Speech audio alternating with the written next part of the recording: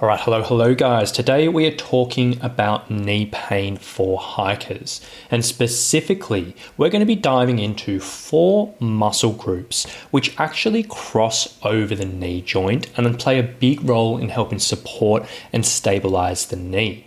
And the reason why I want to talk about this today is because if you are struggling with some type of knee pain in your hiking, making sure you're hitting these 4 areas or 4 muscle groups is pretty important.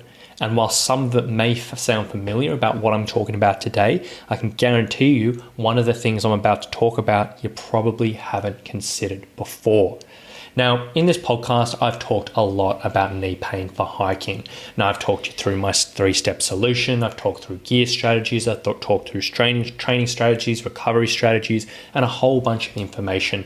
And it is super relevant for so many hikers out there. And I will continue to talk about it because it is something that is so important.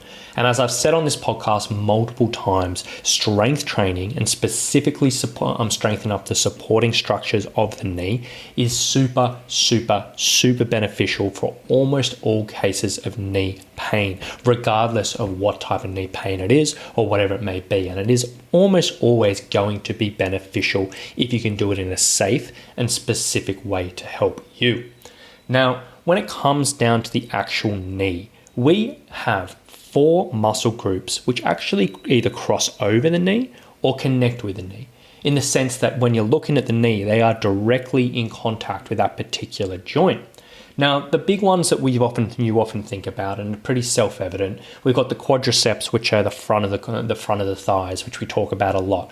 And, they obviously play a big role in strengthening up the knee. They play a big role, stabilizing the knee, I should say. They play a big role in helping, improve hiking performance, and something we've all train in one way or another. And typically develop this with things like squats and lunges and step downs and yada. Next to behind that is we got the hamstrings. So the hamstrings on the opposite side of the quads, backs of the thighs. That obviously crosses over the knee because your hamstring goes all through the back of your thigh, across the knee. And you strengthen that up with things like Romanian deadlifts, single leg deadlifts, good mornings, and a range of other things. And strengthen up the hamstrings, while often neglected for a lot of people with knee pain, and particularly a lot of hikers, it is very important, and you should definitely not be neglecting that. Now, the third muscle group, which crosses over the knee, are actually your calves. So basically, you look at your calves, small muscles down the backs of your legs. Obviously, they do a lot when you're hiking, but they do actually attach up around the knee joint, and they do play a role in stabilizing the knee. So another area, if the calves aren't quite strong enough, sometimes that can put you at risk of some type of knee pain and knee discomfort. And so strengthening up the calves are pretty important. Now, many hikers strengthen up the calves regardless because it is incredibly beneficial for hiking as a whole. So you may already be doing this and may not be aware this is beneficial for your knee pain, and that's pretty good if you are. But if you're not, it's definitely something you want to look at. And then the 4th muscle group, which actually crosses over the knee and helps stabilize the knee, are something that's called your adductors, which is essentially the inner thigh muscles. Now, these muscles, they often get overlooked. They often get neglected, and they often don't really get trained, specifically when we're doing our training. But they do play a significant role in knee stabilization. And if you've got stubborn knee pain, if you've been strengthening up the quadriceps, strengthening up the hamstrings, strengthening up the calves, and doing all the other things we're talking about on the podcast, and you're still not seeing a change, this may be an area that's worth exploring. And regardless, your adductors are going to be beneficial to help your performance on the trail, because we all know hiking is not just straight forward, straight back. There are weird step ups, there are slip, stumbles and falls, and strengthening up the inner thigh muscles can be beneficial.